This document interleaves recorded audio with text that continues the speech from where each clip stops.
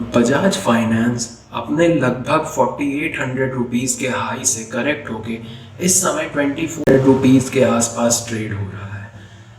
ये अपने हाई से 50% नीचे ट्रेड हो रहा है। तो क्या बजाज फाइनेंस 1600 रुपये तक भी चला जाएगा, जैसा कि काफ़ी नामी और बड़े इन्वेस्टमेंट बैंक्स इसका टारगेट दे रहे थे?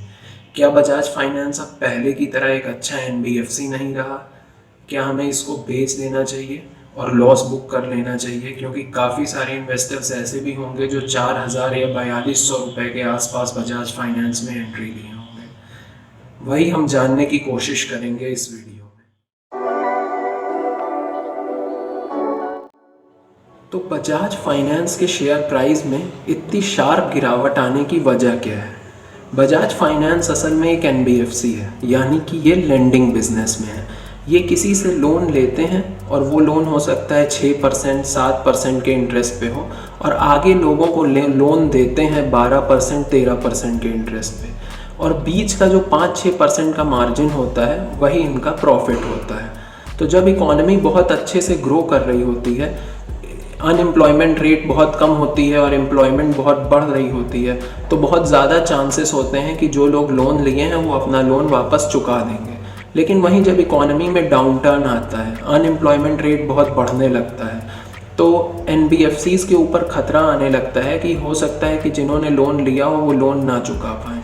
तो इसी वजह से मार्केट इन बिजनेसेस को कम वैल्यूएशन देने लगता है। और बजाज फाइनेंस, जो कि एक बहुत एग्रेसिव एनबीएफसी है, ये अच्छी इकॉनमी में बहुत तेज़ी से ग्रो कर रही थी, तो उसी ग्रोथ की वजह से मार्केट इसको एक बहुत हाई वैल्यूएशन दे रहा था। लेकिन जो कि अब इकॉनमी में एक डाउन टर्न आ गया है, तो लोगों को ये डर लग रहा है कि क्या पता बजाज फाइनेंस वैसी ग्रोथ दिखा पाए या ना दिखा पाए, तो इसीलिए मार्केट इसको एक कम वैल्यूएशन दे रहा है। तो इस टाइम शेयर होल्डर्स के लिए जो जानना सबसे ज़रूरी है वो ये है कि क्या बजाज फाइनेंस ऐसे सिनेरियो में बच पाएगा, क्या इस क्राइसिस को वो सरवाइव कर पाएगा? तो हम पहले वो समझ लेते हैं।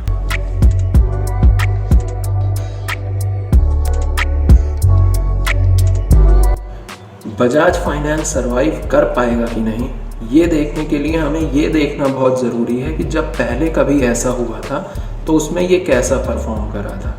लेकिन आप देखेंगे तो 2008 या उससे पहले जब ऐसी क्राइसिस आई थी, यानी कि साल 2000, तो तब का डेटा बजाज फाइनेंस का आपको नहीं मिलेगा। मतलब मिलेगा भी तो आप उससे कंपेयर नहीं कर सकते हैं 2008 के डेटा से, क्योंकि बजाज फाइनेंस रिटेल लोन्स में उसके बाद आया है। उससे पहले ये एक ऑटो फाइनेंस कंपनी थी और इसका नाम बजाज ऑटो फाइनेंस था। ये बजाज ऑटो की गाड़ियों को फाइनेंस करने का काम करती थी। लेकिन पिछले 10 सालों में ये अपने आप को एक रिटेल लोन देने वाली कंपनी की तरह ग्रो करी है। तो हमें इसको एक रिटेल लोन देने वाली एनबीएफसी की तरह देखना पड़ेगा। प्लस ये कई दूसरे सेगमेंट्स में भी लोन देती है। अगर आप देखें तो बजाज फाइनेंस की टोटल लोन बुक का 40% रिटेल लोन बुक है। उसमें से भी ये 60% पैसा उन्हीं लोगों को देते हैं जिनका क्रेडिट स्कोर 750 के ऊपर है। अच्छा क्रेडिट स्कोर होने की वजह से पैसा रिकवर होने के चांसेस बहुत ज़्यादा बढ़ जाते हैं। बजाज फाइनेंस दूसरी एनबीएफसी से इस मामले में भी अच्छी है, क्योंकि ये टेक्नोलॉजी का बहुत अच्छे से यूज़ करते हैं। इनका डेटाबेस बहुत बड़ा है और इनके पास अपने पूरे कस्टमर्स का अच्छा खासा डेटा होता है। इनके 70% कस्टमर्स वो होते हैं जो कि पहले भी इनसे एक बार कम से कम लोन ले चुके हैं। तो इनको पता होता है कि कौन सा कस्टमर डिफ़ॉल्ट कर सकता है और कौन सा कस्टमर एकदम टाइम पे अपनी ईएमआई दे देता है।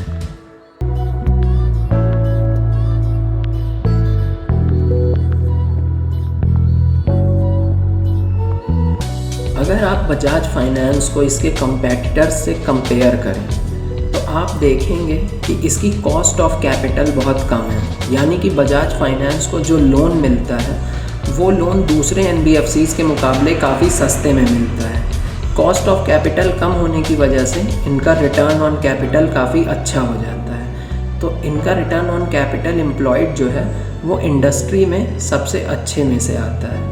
इनका रिटर्न ऑन इक्विटी भी काफ़ी अच्छा है और रिटर्न ऑन एसेट्स भी बहुत अच्छा है। रिटर्न ऑन एसेट्स एक ऐसा रेशियो है जो हमें हर एनबीएफसी के लिए देखना ही चाहिए।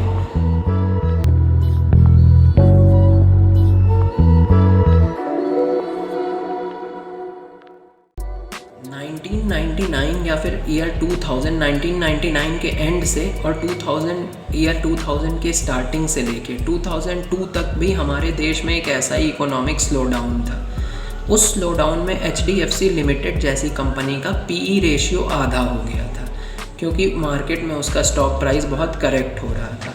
PE आधा होने की वजह से स्टॉक प्राइस आधा हो गया था। HDFC लिमिटेड के जो NPA थे वो लगभग डबल हो गए थे। 1-1.5 साल तक उसके प्रॉफिट में कोई ग्रोथ खास देखने को नहीं मिली थी, लेकिन जैसे ही वो क्राइसिस ख़त्म होती है HDFC लिमिटेड वापस से बहुत अच्छी ग्रोथ दिखाता है और उस क्राइसिस को सरवाइव करने में कामयाब हो जाता है।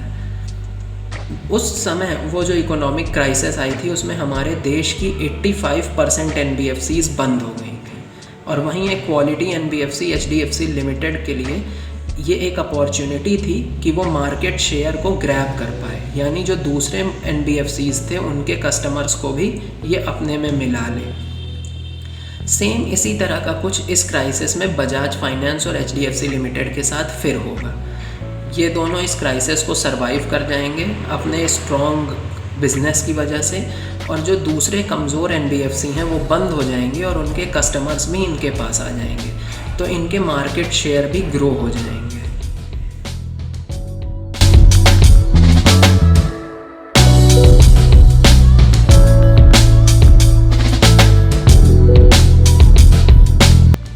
बहुत सारे इन्वेस्टर्स के मन में ये भी सवाल आता है कि क्या बजाज फाइनेंस आगे भी इस तरह की परफॉर्मेंस दिखा पाएगा।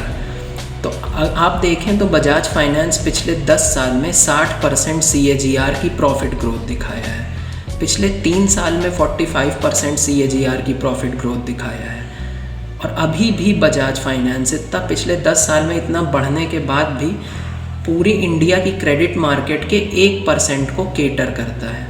यानी कि इंडिया में जितने लोन दिए जाते हैं NBFCs और बैंक्स के थ्रू, उसमें से 1% लोन बस बजाज फाइनेंस देता है।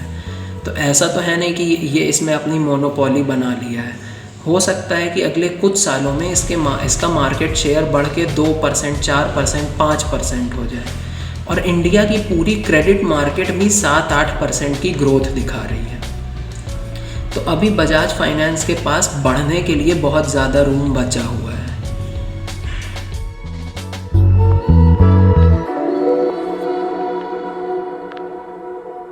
किसी भी कंपनी का ग्रो करने के लिए 2 चीज़ें बहुत ज़रूरी होती हैं। पहली कि वो इंडस्ट्री ही बहुत तेज़ी से ग्रो कर रही हो ताकि कंपनी अपना मार्केट शेयर ना बढ़ाए, तब भी वो ग्रो कर जाए, और दूसरी कि वो अपने कंपटीशन को ही बाहर कर दे। इस क्राइसिस की वजह से बजाज फाइनेंस का जो कंपटीशन है वो काफ़ी कम हो जाएगा, क्योंकि काफ़ी सारी NBFCs को दिक्कत आने वाली है और हो सकता है कि काफ़ी बंद भी हो जाए। तो ये क्राइसिस में बजाज फाइनेंस का स्टॉक प्राइस भले ही करेक्ट हो रहा है, हो सकता है इसके प्रॉफिट पे भी 1-2 क्वार्टर, अगले 3 क्वार्टर या 1 साल तक हमें डेंट देखने को मिले, लेकिन ये इस कंपनी के लिए बहुत अपॉर्चुनिटी है, जो एक इसके लिए बहुत बढ़िया बेस फॉर्म करेगा आगे आने वाली ग्रोथ के लिए।